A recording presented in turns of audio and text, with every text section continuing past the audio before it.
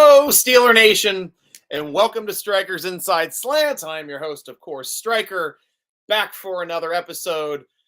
And what can I say other than I am very excited and thankful that we're sitting still alone at the top of the AFC North at 2-0. Cleveland kept pace with us. They're still only one game back, finding a way to win in Jacksonville last week. But for some ungodly reason, the Baltimore Ravens, who were supposed to be world beaters, who were in the AFC Championship game last year that could have won that game if if they didn't fumble the ball at the goal line, essentially, are now 0-2, losing a 10-point lead to the Raiders. The team that when Steeler Nation loses to the Raiders, they lose their minds. And this is a no difference for this Raiders team. There's no way, the way the Raiders got ran up and down the field against the Chargers, that Baltimore shouldn't have done the same damn thing with the same family member, the other Harbaugh, coaching against them 2 weeks in a row. They should have ran all over the Raiders. They did not. They failed at home and now are sitting proudly at 0-2, having to go to Dallas this week, which for some odd reason they're picked to win. I don't see it, but that's the way it is right now. And for some odd reason, the Steelers are picked to win. Now, I personally see this matchup as the absolute toughest matchup on the Steelers for their first 8 games before their bye. Why, Stryker? Because the Chargers front seven is one of the best in football. I'll say it again, guys. Chargers front seven, absolutely the best. One of the best in football. I think our front seven is right up there with them. But with Bosa, obviously, on one side, and you have Khalil Mack on the other side. I mean, come on. It's stud house in there. Everybody's getting pressure across the line. They're running a 3-4 as well, like we do. Plus, they have, Asante Samuel, Derwin James in the backfield. So they've got great corners behind them that can get picks off of quick ball throws. We know how that is. That's what we're doing now. We've got 4 interceptions this season. Why? Because we're getting pressure every play. Even when we're getting held. Even when Watt's getting double, triple teamed. We're getting pressure. And I love that. But this is a unique situation, a unique matchup for the Steelers. This is going to be the toughest front seven we probably face all season. I think it's just an insanely incredible front seven, and those pass rushers are world beaters with Mack and Bosa. We have to find a way to slow them down, or at least play the mobile quarterback. Stryker, I thought you said you wanted Russell to be the starter. I do. And I think Russell is the better quarterback. But coming back week 3 to try to hit the ground running against that front seven is not the right game to put Russell Wilson into. If he's limited for one practice, I start Fields. Why? Because Fields at least can use his athleticism to get open against that type of pass rush, as we see with mobile quarterbacks against our pass rush, the ones that give us some problems. So we do a really good job of fencing in and hemming in Lamar Jackson. That's what you have to do. You have to try to keep him in one spot. Now, that's not something that I'm not too aware if the Chargers can do yet.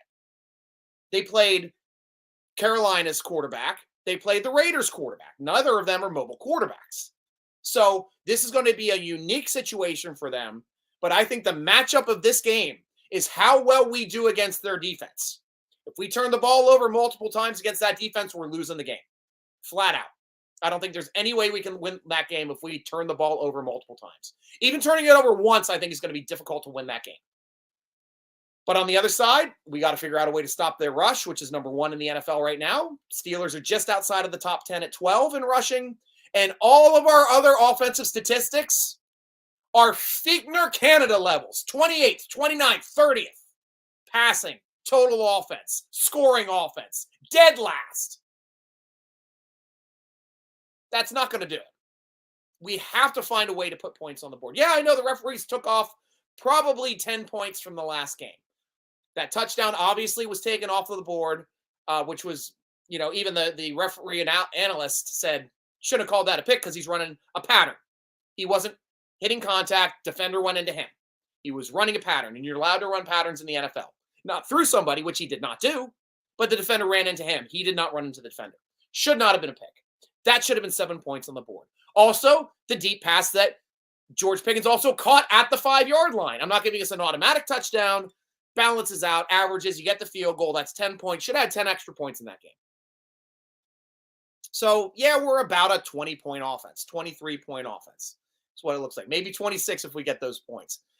That's about what I'm looking at. 2 touchdowns a game, 2 to 3 field goals. That's this offense. I think that's the high bar for this offense. I don't think we're a 30-point offense. 3 field goals, 2 touchdowns. That puts us at 25 points. Then we might get lucky with another score, defensive score, special team score. Who knows? That's the way football is. Football's played, has many crazy things that can balance out games. Look at that Giants game last weekend with the craziest stat ever. A team scored 3 touchdowns, held the opponent to 0 touchdowns, and did not win the game for the first time in NFL history because their kicker got hurt. And they only managed like 18 points out of those 3 touchdowns, and the other team scored 7 field goals. 21-18. That's insane. Insane. But that's the way the game's played. You have offense, defense, and special teams. Special teams was a big reason why we won in week 1. All of our points, 18 points, came off the leg of Boswell. I mean, that's what I like out of this team. We've got very good special teams. I hated losing our punter. Corliss Williamson had a great sideline punt that he pinned inside of the 20 for no return. That was his best punt of the day. The 3 that went into the end zone, I was livid because our other punters never did that. He's got good depth on his kicks. Got to keep him out of the end zone because, yeah, he's got a great net. He's over 50. But so you start getting those ball on the 20-yard line instead inside the 10, that hurts us. Absolutely hurts us. Guys, it's your show. As we know, time to talk and see what goes on. Of course, no other person I'd expect to start the show other than Miles. Miles, how you doing, Stryker? Kings of the North. Here we are, Miles. Kings of the North yet again. Washington first touchdown. Who saw that? Who had that? And their Steeler bingo. Cheers to Washington. I'm having a cocktail this evening. It is a Dr. Pepper strawberries and cream with vodka. Cheers to you, Steeler Nation. But I still did say, and I still stand by this, the first rushing touchdown of the year will be Justin Fields. That is what I think will happen. Tim Burrow, welcome back to the show, my friend. Heidi ho, Stryker neighbor. Heidi ho, my friend. Great to see you again. Miles, our defense is truly elite, and I want to shout out our entire secondary for being absolute units. My favorite part of the game, too, Miles, was when Jackson went out with injury. I was actually excited. I've done the same thing, too, when KZ made his first start in Pittsburgh. Why? Because I know who's coming on the field. KZ started in Pittsburgh. I'm screaming for him louder than anybody else in our section. Nobody knows who he is. People turn around and look at me. I say, by the end of this game, you're going to know who he is.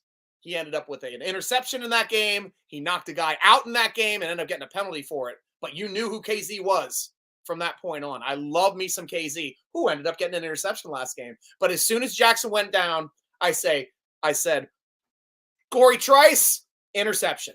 What happened next play? Back of the end zone, Corey Trice, interception. And I do believe that Trice and Joey Porter will be our bookend corners of the future, playing years with each other on opposite sides of the field after Jackson's 2 years are up.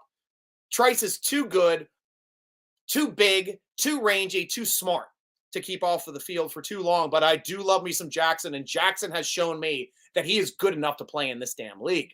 Robert, for years, Steelers only had right tackles and were trying to pretend that they were left tackles. Now the opposite seems to be true.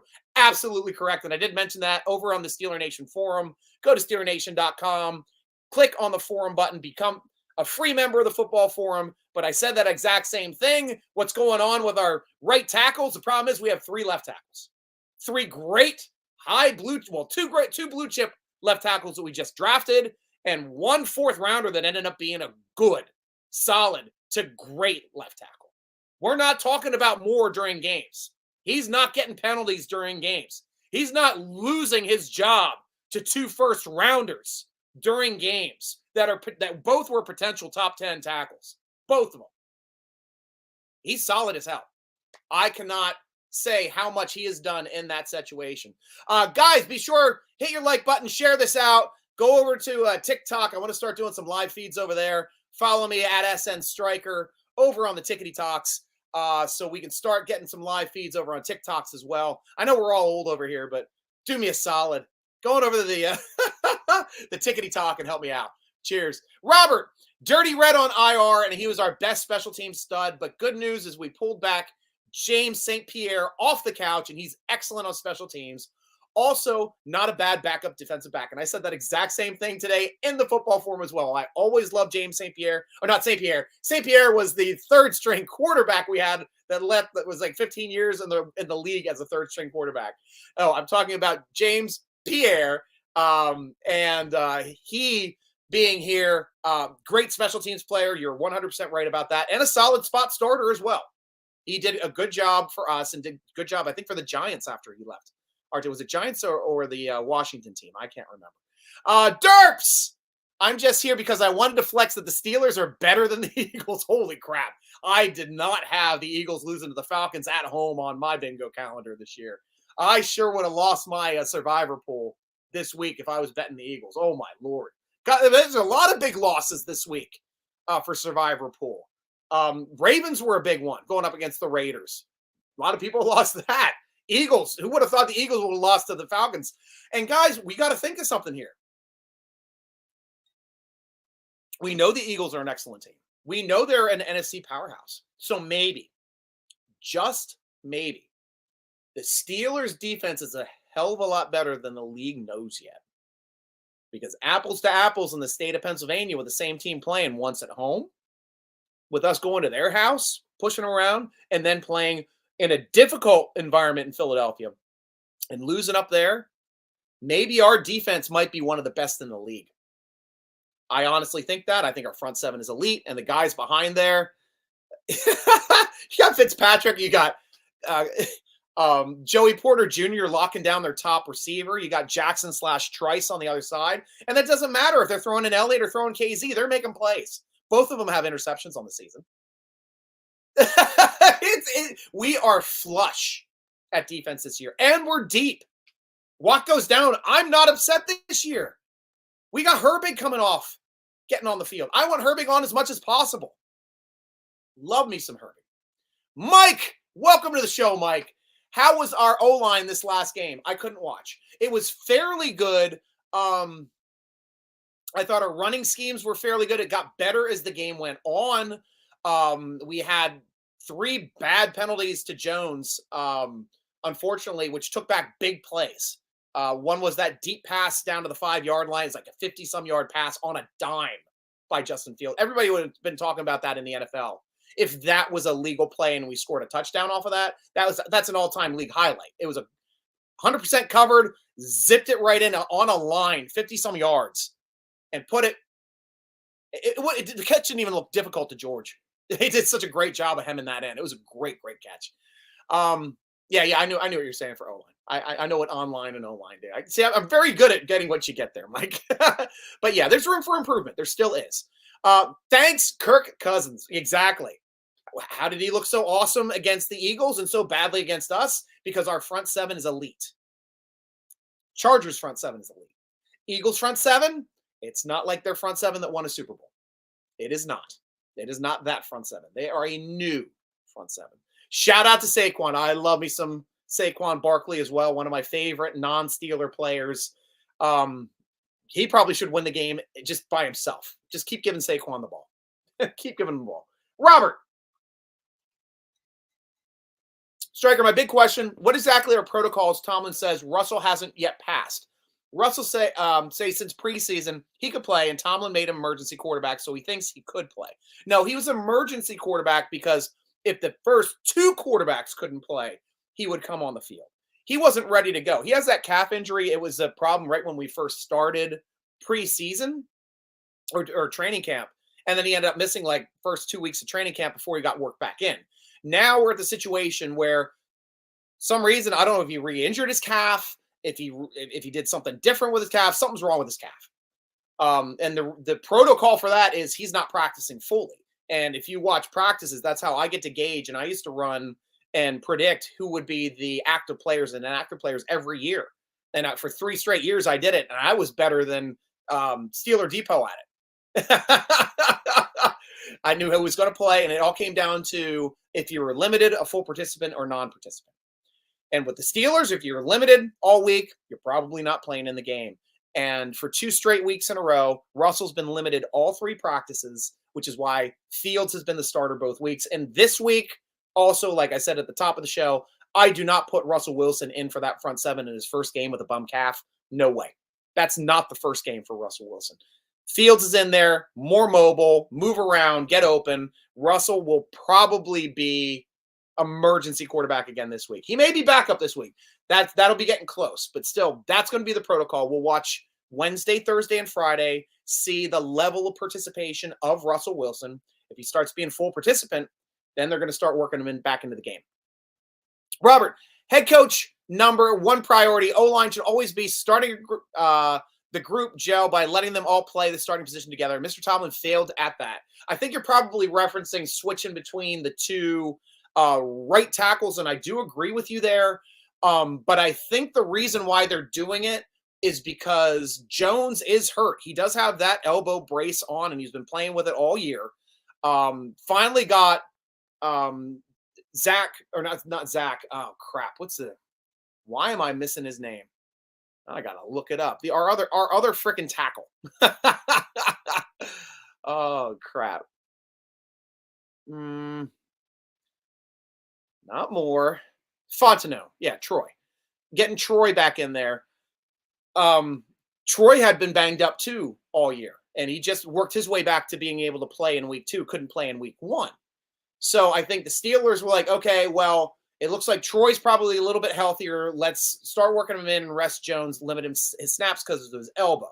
I mean, I get the reasoning for it. Doesn't make it right, but at least I understand the reasoning for it. Like, I would have just put Troy in the whole game, to tell you the truth. Let Jones rest up, get that elbow back to 100%. What it is, throw him back in and start. We're deep. This team is deep now. Like, I like that. I like being deep where we lose a guy, we're not dead in the water. Raymond Vance, welcome to the show. We don't deal with hypotheticals in my Coach T voice. No, we don't. Miles, can we tell the refs to stop flagging our huge plays? Last game, 100 yards off the field and a touchdown. That's what happened last game. 100 yards off the field for Justin Fields. You're looking at Justin Fields' stat. Oh, he only had 115 yards. He sucks. Because the referees took 120 of it away. He would have had a decent game. He would have had multiple touchdowns. But unfortunately, that's not the way it worked out. And sometimes we do have to play against the refs as well, which we did. And we found a way to win on the road against their home team refs and their home team scorekeeper who stopped that ball at 1 second twice. End of the half, end of the freaking, and right before 2-minute warning, and right at the end of the game. I said, that's the quickest 9 seconds I ever saw in my life when they ran that. And the home scorekeeper stopped that clock with 1 second on the clock because that ball is still in play. That's the stuff you have to look out for. They gave him an extra play, gave him a chance to do something. They couldn't have won, but gave him an extra chance to do something. Shaka, welcome back to the team, my friend. Great to see you. Always fun to have Hawaii in the house. I've been fortunate enough to be on 4 of your beautiful islands and cannot wait to go back again, my friend. Maui, excellent. Oh, love me some Maui. I drove the entire figure 8 of your entire beautiful island and even found on the western side of the island, when you go straight down the western coast, past all the large resorts, there's a fence right at the lava field, which looks like it's a barbed wire fence. It's not marked. I'm like, I don't know if I can drive through this, but I'm doing it. And I did. And you go across the lava fields for about 2-3 miles. And I came to this big stack of lava rocks that were in a pyramid. And I went to turn around. I looked on my right-hand side, just over the dunes. A bunch of cars were parked there. I said, oh, let me check that out. Pulled in over the dune. Everybody was in there camping, snorkeling. That was a dolphin cove where they come in to sleep. walked south from there, beautiful through the lava fields, found this beautiful, I called it a salt and pepper beach because it was all the black lava rock and the white coral that all washed up on shore. Absolutely gorgeous. You live in you have the red sand beach there too. Just a gorgeous, gorgeous island. Absolutely gorgeous. So can't wait to get back there, my friend. If I do, I'll look you up. Derps, Stryker. I do my Steelers pod and we do picks. And the prize is a gift card to Permanis. Winner with the most weeks won wins. Hope you're rooting for me. Of course I'm rooting for you, Derps. There's nothing like a good Permanis. And I actually got my first Permanis in the stadium. It was the last preseason game. Went there with a buddy of mine, and we split a cap and cheese because cap and cheese is probably the second best. Next to kielbasa and cheese is my absolute favorite, and I do love all this Italian sausage, hot sausage as well. Of course, with a fried egg, but the stadium doesn't put the fried eggs on, unfortunately. Shaka! Cooks need to be back. Indeed. I'm not sure what you're meaning there. Miles played against the refs 2 games in a row. Like, leave us alone. I know that I'm screaming at the refs this year, and I got to stop. I got to calm the F down. My voice still isn't back from all the screaming I was doing last game. So you have to see how that goes. Tamburo did not see a healthy Kirk Cousins. He wasn't able to do what he does best because injury quarterback is the worst in the NFL. So if Herbert plays, this will be the first time our D sees a real quarterback. That is definitely true too. I know he hasn't been putting up the numbers, and one positive, if you're looking at these 2 amazing front sevens going up against each other, if it's Field versus Herbert, Herbert's banged up and he's going to be hobbling away from TJ Watt and Highsmith and Herbig and Hayward and Okunjobi et al. Whereas Fields is the mobile quarterback. So he's going to get more time. He's going to probably make more plays because of his athleticism and his elusiveness. That actually works in our advantage as long as we don't turn the ball over. Can't turn the ball over. Got a couple questions over here on Steeler Nation over at the flagship forum, SteelerNation.com. Going with Still Right. Still a couple questions. How good is Wilson and how bad is Fields? I think Wilson's is a franchise quarterback, and I don't think Fields is bad. Both of them are franchise quarterbacks. So, pick your poison. One's more accurate. One has more of a pedigree. The other one's more athletic and has more upside. So that's how you want to balance it out from there. I love them both. Buck Iron, do you think the offense is actually better than what we've seen? I think it's looked better for the first 2 halves than it has in the second half of both games because of Tomlin nursing close leads. At least that's my hope. And that, guys, you guys are complaining about Tomlin. It was the exact same thing that Bill Cowher did. When Bill Cowher got a 10-point lead, we ate the clock and we let the defense win us games. And there's a reason why Cowher was so good with an 11-point lead, because they had to change the stats to 11 points because he started losing 10-point leads. But his 11-point lead was sick. It's like 1 loss, one win, and like 100 and some wins, 1 loss, and 1 tie. I remember the tie was against Michael Vick and the loss was against the Cincinnati Bengals. I can remember them both. When Cincinnati Bengals figured out how to beat us by spreading us out and then pass into the edges to disrupt our pass rush, which is why the Patriots ended up doing it for the next decade. And we never had an answer for it, ever. But yeah, that's what they do. That's how you win games. That's the reason why Tomlin and Cowher together have made the Steelers the most winningest team in 1-score games since the Super Bowl era began. Still right. Also, halftime adjustments are frowned upon under Tomlin. That's more of a, it's not a question. It's more of a thing. But I think the refereeing both got a little bit more. There were more calls in the second half of both of those games as well than there were in first halves. I don't know why they're trying to keep the game close, trying to let the other team back in it. Who knows? Blitz, what is the airspeed velocity of an unladen swallow? I think the only answer to that is African or European, Blitz. Still right. Will Tomlin ever have his 35-year-old prize free agent acquisition ever hit the sleds on the first day of training camp ever again? I don't think you ever need Cam Hayward to ever practice ever again. 35-year-old, man.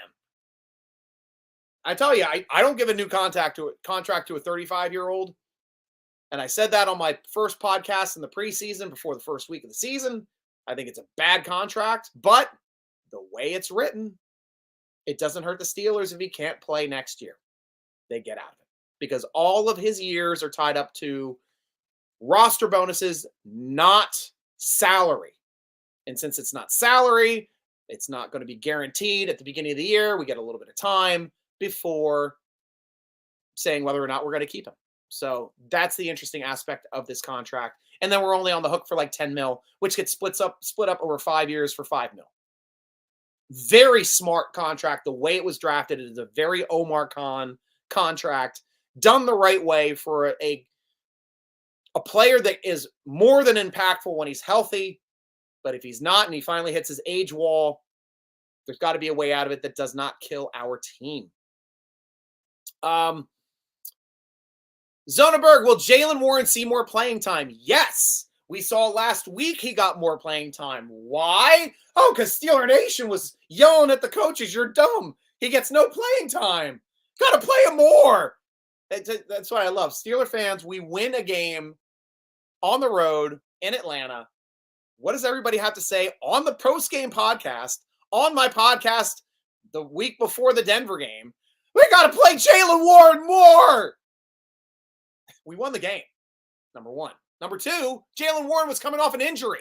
He's working himself back from a hamstring. Hamstrings suck for running backs. Don't want to get him re-injured. We got smart, ample running backs behind him. We got Patterson. We got freaking Najee. Don't have to throw somebody in there on one leg for the benefit of Steeler Nation, just wanting Warren to be on the field. But if you see, he was healthier last week. He got more touches last week. We'll see exactly how many touches he got last week. So no, I brought up the stats here for the game because I know the previous week he only had 4 touches. Last week he had 9 carries and 2 catches. So 11 touches last week. 11 is higher than 4. That's nearly 3 times the amount of touches. So he's getting back up there again. I expect him to have more than 11 touches this week. I expect him to top out around maximum, about 15, anywhere between 15 and 20 touches a game, depending on how Najee Harris is feeling. Because Najee is going to be your guy that's normally going to get most of the touches. And Najee only got 18 touches. 18's not far off of 11. So, in this instance, are we going to be running more against the Chargers? I don't know. I know that they've got such a stout front seven. It's difficult to do so, but you've got to try to establish the run to nullify that front seven's pass rush because that is their strength. That is where the Steelers will win. And Fields still ended up with 27 yards rushing. So that was good for him. 69 yards for Harris. Yeah, Harris was still under 100 total with only adding 5 yards through the air as well. Let me see.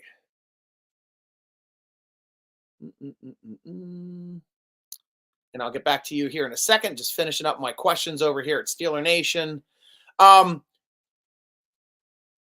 What is the current pigeon situation at Acrisure Stadium?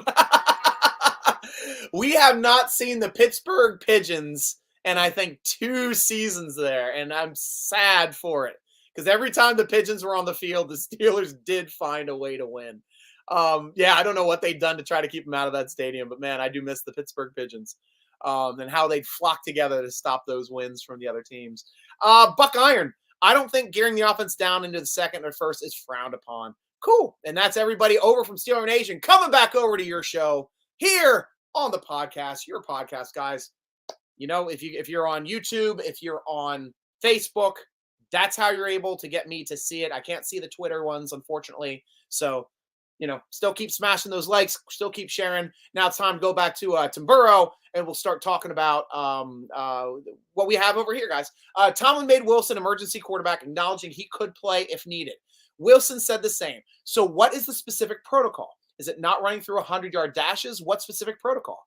It's not practicing fully. We've had times too, Robert, where Ben Roethlisberger was the emergency quarterback, and you didn't yell about that then. He didn't play in those games.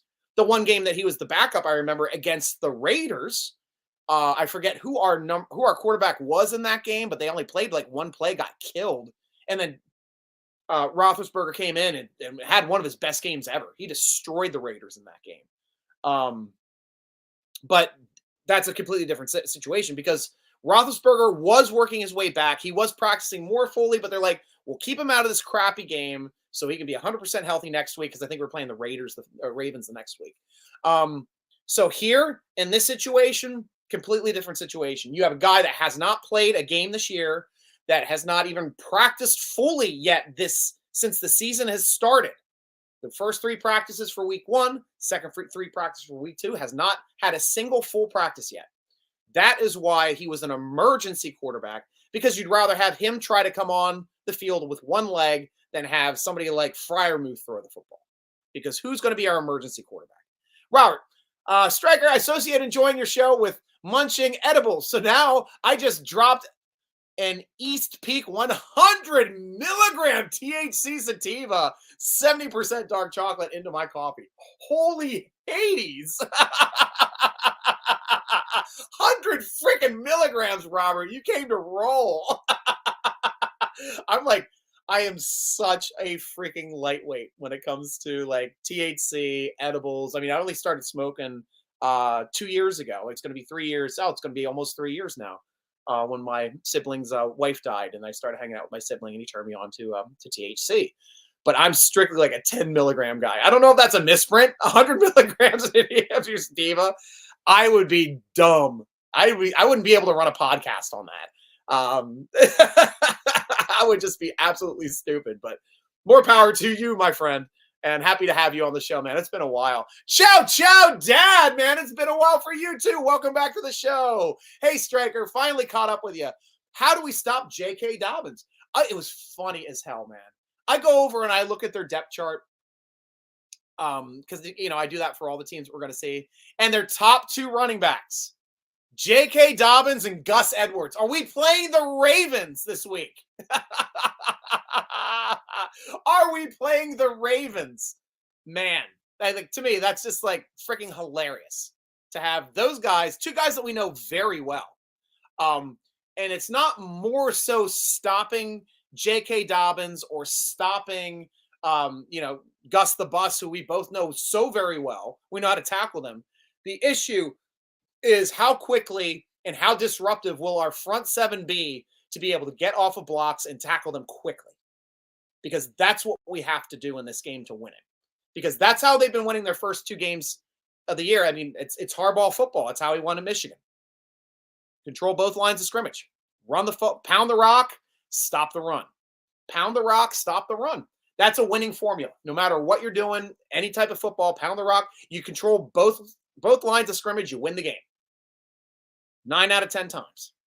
Special teams turnovers can always be the equalizer. But you control both lines of scrimmage, you're usually running away, winning games handily, and that's the reason why they have the best scoring defense in the league. We're number 2. They're number 1. And why they're one of the top scoring offenses, too. I mean, I think they're definitely in the top 5 for the AFC. Around 50 points, we're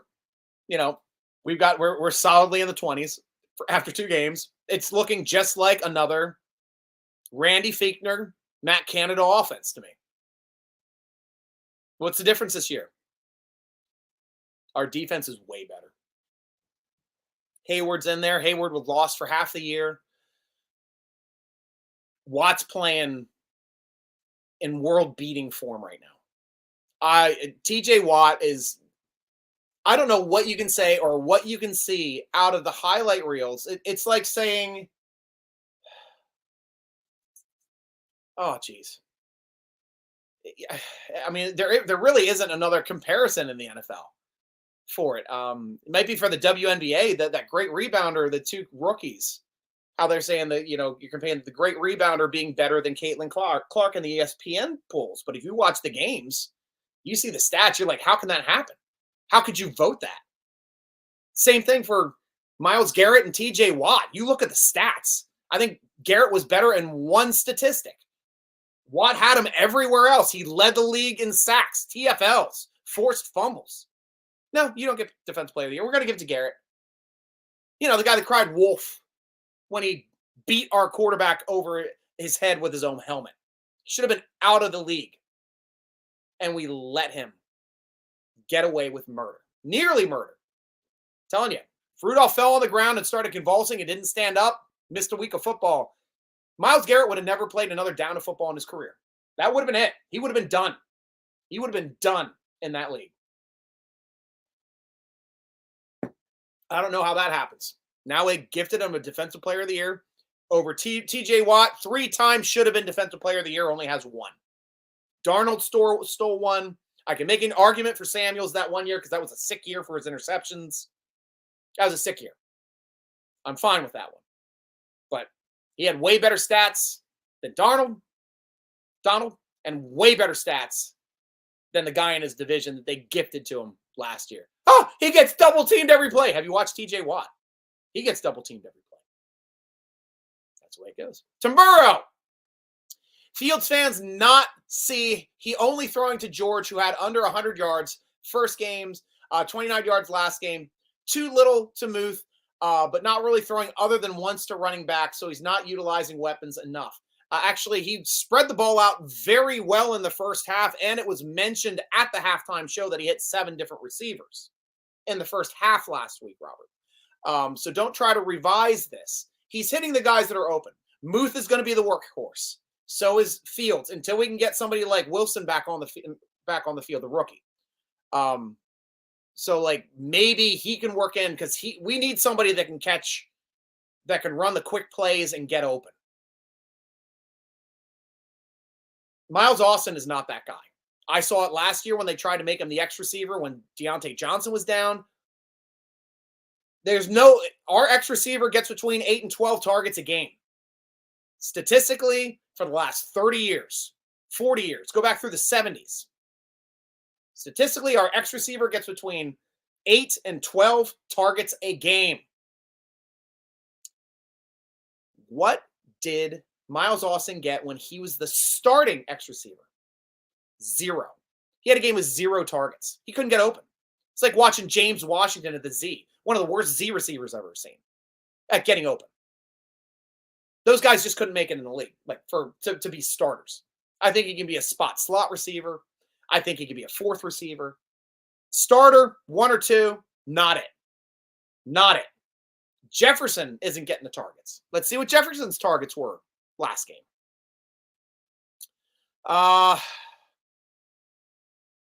Freiermuth with 4 targets, Pickens with 4, though Pickens actually had 7 targets. Just so you know, his 3 targets on penalties were taken away. All 3, even the one where he got the defensive pass interference, does not go down as a target. Only the 4 targets that were on the sheet. So it's misleading stat, just so you know. But Van Jefferson, starting X receiver, 3 targets. Last week, I think he either had 3 or 4 targets last week. Not good enough for an X receiver. Calvin Austin, 2, playing out of the slot. That's as many as Najee Harris. Hell, Darnell Washington only had 1 target. At least he caught a touchdown on it. But that's the way it's done. 4 targets for Pat Freiermuth, 4 targets for George Pickens, 2 for Jalen Warren, 3 for Van Jefferson, 2 for Austin, 2 for Najee, 1 for Darnell Washington. And it's reading, this looks like a Matt Canada offense. Pat Freiermuth, 4 catches, 39 yards to lead the team in receptions and yardage. 4 catches, 39 yards. Why? Because 100 yards were taken away from George Pickens and a touchdown on 2 plays. He ends up with 2 for 29 as opposed to 4 for 129 and a touchdown, which he should have had. He's had 2 straight games with 2 50-yard plays taken off of his stat line. That's difficult, but he's playing hard, and I'm starting to turn on to the tough stuff that George Pickens is doing, especially getting first downs on those tough down and distance situations to keep those drives moving. To Burrow again. Fields already not using his weapons enough, so I would really make a difference if Omar gets CeeDee Lamb for yet another guy for Fields not to use enough. They're not getting rid of CeeDee Lamb. He's a great player. But like I said, 7 different targets in the first half was noted by Cower in the halftime show. To Burrow, Najee only got 17 handoffs for 70 yards in the first game and only 69 yards in the field. So Fields is underutilizing all his weapons. No, that comes down to the offensive coordinator. Fields isn't underutilizing the weapons. If you look at his rushing statistics as well, which he's doing fairly well, especially for his per rush stats. He's around 9 yards, I think, a rush last week. Let's see what he was at this week. Fields ended up with 27 yards off of 8 rushes. That's what's that? Over 4 yards a carry. Oh no, say it says 3.38 yards a carry. I can't do ads. Me addition no good. How does that work?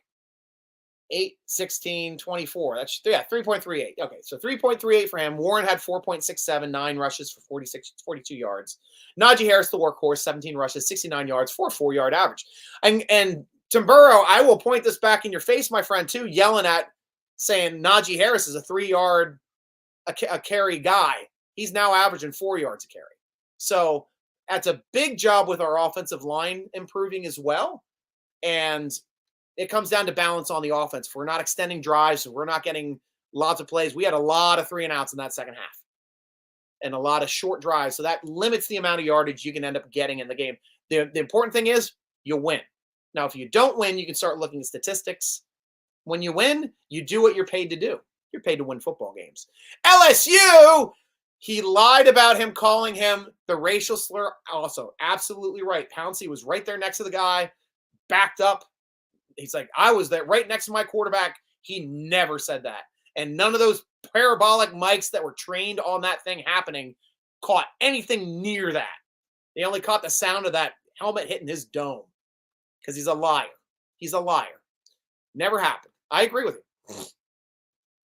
Robert, Tomlin has been serving his players pigeons a la Crapatine. That's a real French dish. Awesome. I love that. Love that. Robert, okay, I didn't put the whole chocolate bar in. Okay, good.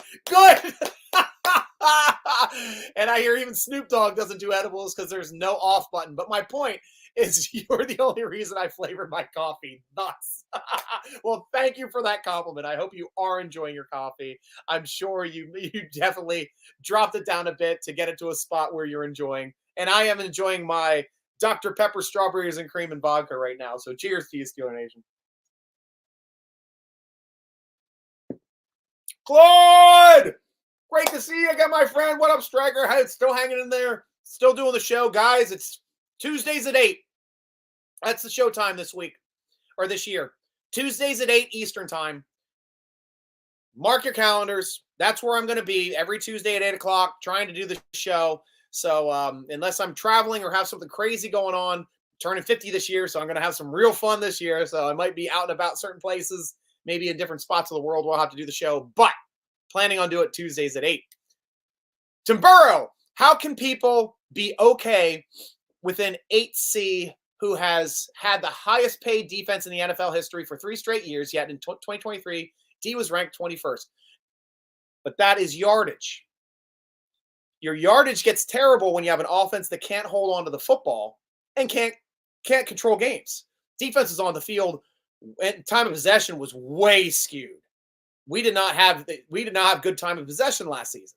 Defense was on the field more than the offense. That's how defenses let up yardage. Now, you take that same crappy team with those same stats, and you tell me where they ranked in points scored, which was insane that they were in the top 10 for points scored against the Steelers with as long as they were on football fields last year.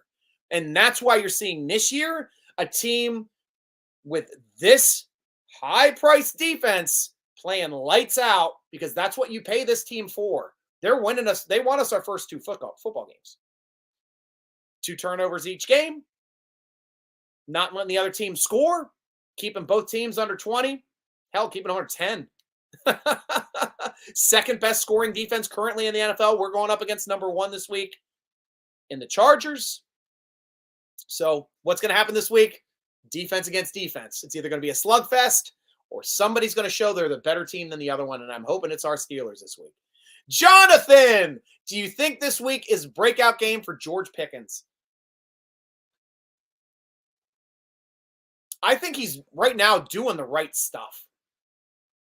I don't see this as being an easy breakout week or like this wouldn't be the one that I put down on the calendar as being George Pickens' breakout week. Why? Because the Chargers' front seven is elite. They're top 3 like ours. They're an elite front seven. The only way he's going to have a breakout game is if he makes plays over top of great players. Because Justin Fields got open just long enough to deliver a great ball in the vicinity of George Pickens so he can do his thing. I don't expect George Pickens to get 100 yards in this game. I don't. But if he does, and he's over it, it's all George Pickens. It is all George Pickens. And the playmaking of Fields probably in that game. Robert, head coach has been underperforming with the talent, and the GMs have given him all the last decade and all the decade, no matter how likability it is. That's a fact. I will argue that he's done more with less, other than the old argument of less with more, especially what he's done with Kenny Pickett, making him a winning quarterback in our system, making Mason Rudolph a winning quarterback in the system, making, hell, Mitch Trubisky a winning quarterback in the system. Hell, Duck Hodges a winning quarterback in this system. What do you want? The guy knows how to win with less. And right now, Justin Fields, a guy that couldn't win in Chicago last year at all. 2 wins, 2-0. That's coaching. That's coaching. Miles, Corey Trice out there making a name for himself. He's been looking real good in coverage.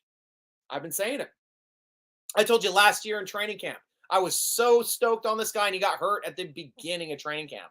When he was, you might forget about this, but 2 years ago, the beginning of training camp, all of the buzz for the first week of training camp was not Joey Porter Jr., it was all Corey Trice and him covering our top receivers and blanketing them and how well he was doing.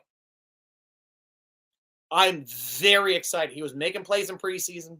Now he's making plays in the regular season. He's starting to work himself back. The reason why we had to go get Jackson or trade for Jackson, traded our DJ for their DJ, is because we didn't know what Corey Trice was going to be, how he was going to rehab from that debilitating leg injury that cost him a season. So now we got him back. Looks like he's hitting the ground running. He's making plays. And like I said earlier in this show, I foresee Trice and Joey Porter Jr. being our cornerbacks that are going to share the bookends as the starters 3 years, at least in a year or two from now.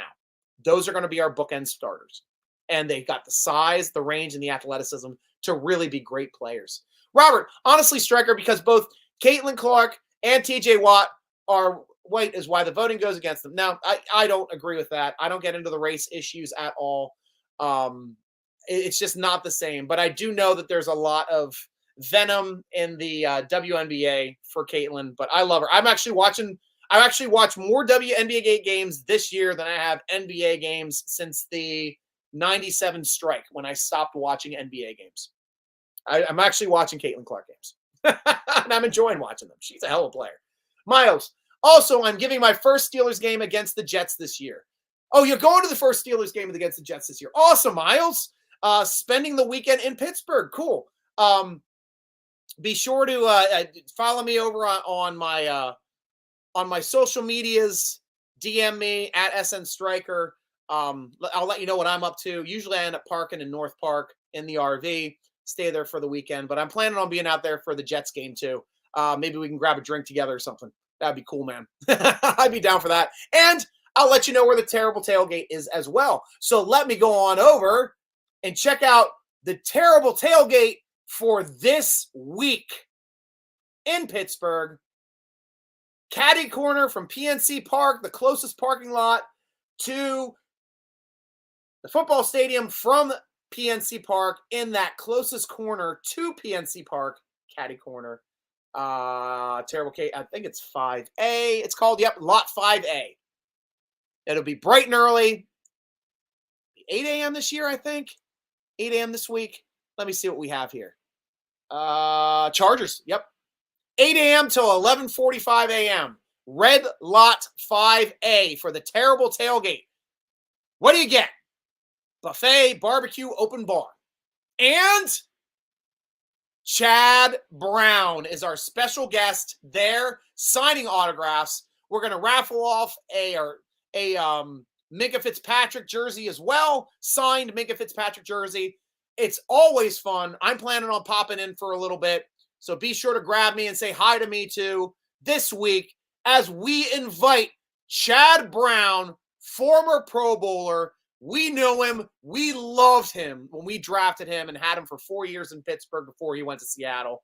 Come on over, shake his hand, get his autograph. Thanks to the terrible tailgate from 8 a.m. to 11:45 a.m. at Red Lot 5A this Sunday. Go Steelers. Cannot wait. Absolutely can't wait. So, yeah. Where are we back? Going to your first game. Gotcha, Miles. Yeah, I'd love to meet you, man. That'd be great.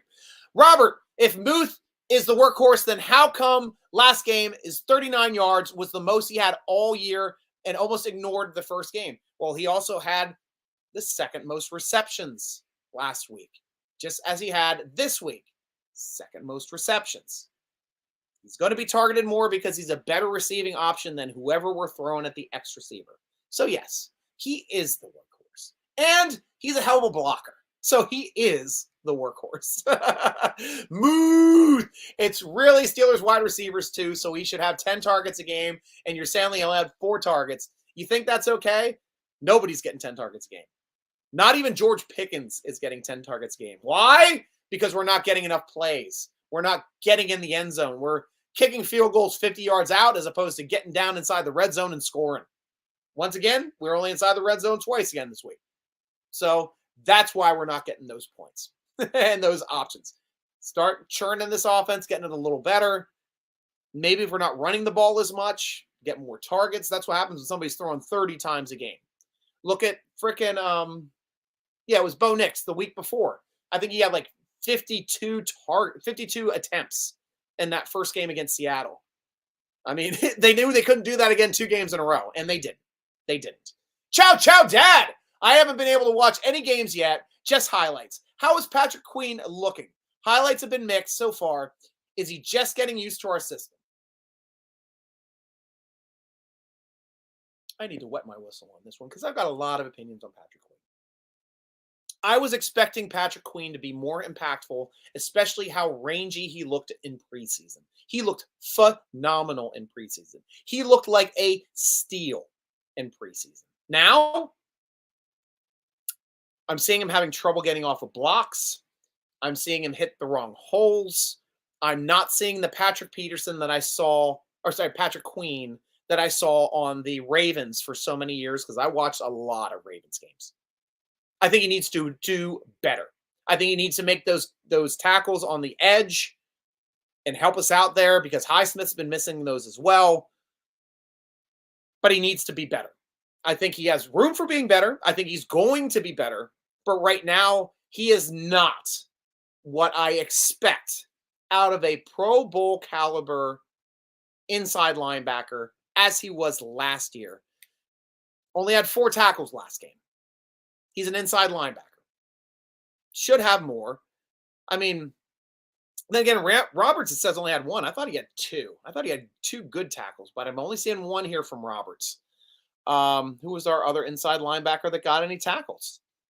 Hell, Keanu Benton had 2 tackles. And he's playing nose. Corey Trice had a tackle, and he's playing a position other than inside linebacker. Inside linebackers should get tackles. They should. Tyler Matakavich had 1 tackle. Cam Hayward, Blaine Bishop Jr. had a tackle. Loudermilk had played a good game. Now, Loudermilk was one guy that I was like, wow. He had to knock down a pass pretty deep off of right around the line of scrimmage where the quarterback was probably 7-8 yards deep, knocked down a good ball. And I liked seeing that out of him. Sean Elliott, though, doing a good job from the strong safety mark. 9 tackles and then 7 tackles also from Minkah, having the most unassisted tackles with 5. But right now, our inside linebackers are not where I expect them to be yet. Chow. Still room for improvement. Jonathan, in terms of offense, is this just who we are? Do the Steelers have an identity crisis no matter who is dialing up plays on this offense? No, because at least from the play perspective, we look a lot more capable than we have in the last 2 years. Just the result looks similar. Maybe because we're still working in this new offensive line. Maybe because we're still working in these new quarterbacks into this new system with a new offensive coordinator. But at least this offensive coordinator has been a coach in the NFL. Tim Burrow, Muth equals the real wide receiver too, and he's being underutilized by Fields like any weapon being underutilized by Fields. Fields should be given them one series per quarter like Cordell was like Cordell was when O'Donnell was the quarterback, I assume you're trying to say.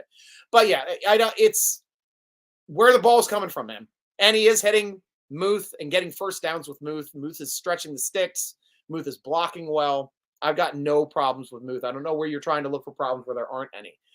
First of all, I never criticized Nene, nor did I ever say 3-yard per carry guy. Mike T needs to imitate Bill Cowher and have 2 quarterbacks, which we do have 2 quarterbacks. It's just Russell Wilson isn't healthy enough to play yet. Miles, give Queen some time. Almost got a pick last game and had some TFLs. Yeah, he did almost. I don't think he ended up with getting. Did he get? Let me see if he got credit for the TFL. Dante Jackson had 1. Elliott had 1. Highsmith had 2 TFLs. Watt, of course, had 2. None listed here for Queen in this game. I think he had the stuff. He had a big stuff at the line of scrimmage, which doesn't obviously count as a TFL. Guys, that's about all the time I have on the show. We're hitting the hour mark. Last chance to come and say anything. Of course, it's your show, so I was ending up with you guys. Robert, I'm going to get to your thing here too quick. But please check out the Terrible Tailgate on Sunday, 8 a.m., Lot 5A, Red Lot 5A, Caddy Corner from PNC Park's corner, closest to the Steelers Stadium at Acrisure. I will be there in the closest part of that corner. You'll hear the music. You'll see the DJ. I'll be there. Chad Brown will be there. Have a good time. You can get autographs from both of us. I'll sign your terrible towel. I don't care. Robert, Mike, imitate Bill. 2 quarterback plays, same game. Opposing D never have time to practice against either to start either Kyle Allen or Wilson. I mean Fields or Wilson. But give Fields 1 series per quarter. Odell's. Okay, I think you have it switched like they did with Cordell and O'Donnell. Yes, I know exactly what you're saying with that. And that did work out well because Slash was freaking awesome. And we may do that when Russell Wilson is healthy enough to be the full-time starter. I would love for them to work in Fields, Justin Fields, for 2 series, short yardage. Keep Russell Wilson healthy. Have Fields do those short yardage plays. That's fine. Fine with that. Thank you, Miles. Good show, guys. Love being with you guys. Be sure to mark your calendars. Tuesday at 8. Tell your friends that they're Steeler fans. Hey, what's the best show on the internet? Stryker's Inside Slant. You guys all know that. And I will be here, of course, will not be here for the post game this week because I am in Pittsburgh. I'm a season ticket holder, going out to have a good time this week. So I hope all of you guys have a good time. Hopefully the Steelers can find a way to put the Chargers away and extend themselves into a 3-0 lead, which hopefully will be 3 games above the Ravens after this week, and they got to play in Denver. But until then, Stryker will be